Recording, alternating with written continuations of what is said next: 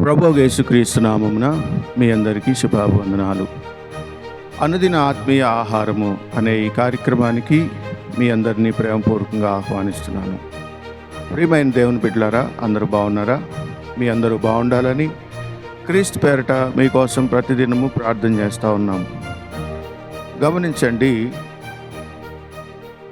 దేవుడు గొప్ప దేవుడు.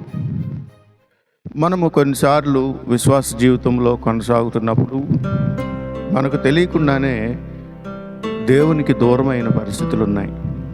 కొన్నిసార్లు పరిస్థితులను బట్టి దేవుడెవరో మనకు తెలీదు అన్నటువంటి స్థితిలో కూడా మనం జీవించుంటాం. అంతేకాదు, కొన్నిసార్లు మన సేఫ్టీ ఆలోచించుకొని దేవునిని ఎరగనట్టుగా ఉండుంటాం. కొన్నిసార్లు అయితే కావాలని పాపంలో పడిపోయిన పరిస్థితులు కూడా ఉన్నాయి. అయితే మరి నేను ఇలాంటి పరిస్థితిలో ఉన్నాను కదా, నా పరిస్థితి ఏంటి? దేవుడు నన్ను కూడా వాడుకుంటాడా? నేను తిరిగి లేచే అవకాశం లేదా? లేకపోతే నా దేవుడు నన్ను విడిచిపెట్టాడా అని మీరు అనుకోవచ్చు.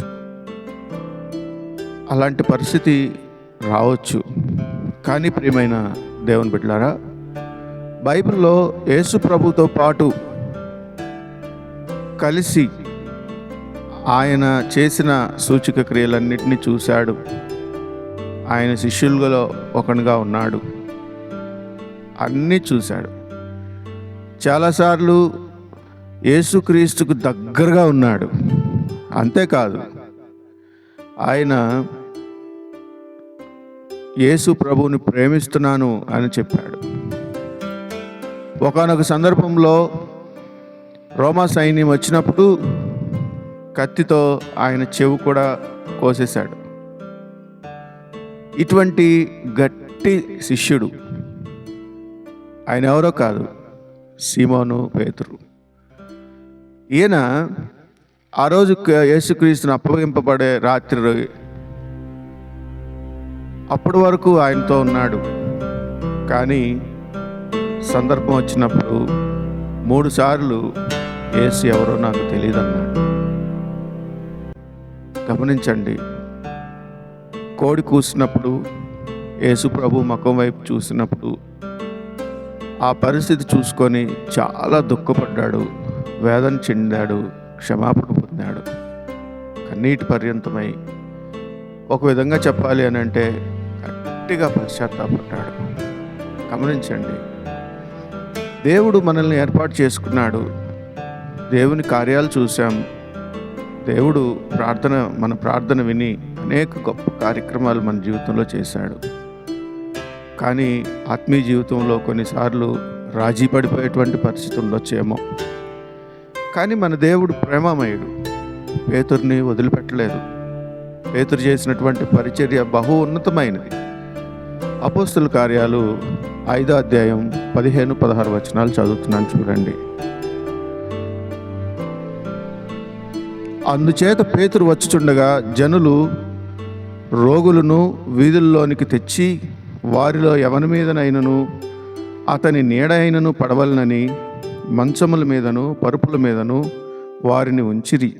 మరియు యెరూషలేము చుట్టూ నుండు పట్టణముల జనులు రోగులను అపవిత్రాత్మల చేత పీడింపబడిన వారిని మోసుకొని కూడి వచ్చింది. వారందరూ పొందిరి.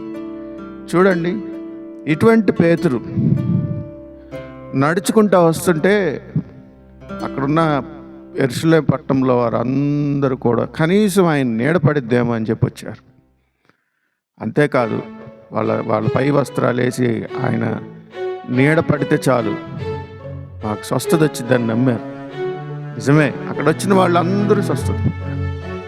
ప్రియమైన దేవుని బిడ్డ, ఏ స్థితిలోనూ ఉన్నా, ఎలాంటి స్థితిలోనూ ఉన్నా, నీ దేవుని వైపు నువ్వు తిరిగి పేతురు పశ్చాత్తాపడ్డప్పుడు పేతురు ప్రార్థన చేసుకొని నా హృదయం నిబ్బరంగా ఉందని చెప్పి. నిజమేనండి, మన దేవుడు గొప్ప దేవుడు.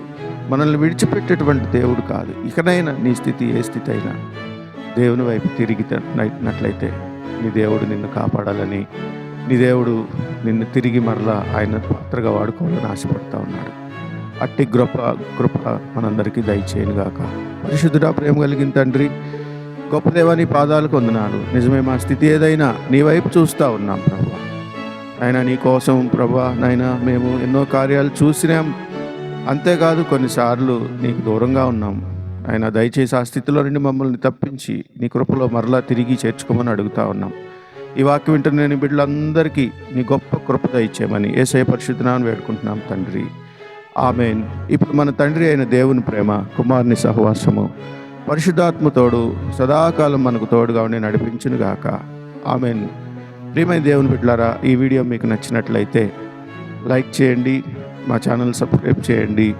అంతేకాదు మీ ప్రార్థన అవసరాలు కామెంట్స్ రూపంలో మాకు తెలియచేయండి. దేవుడు మిమ్మల్ని దీవించును గాక, ఆమేన్.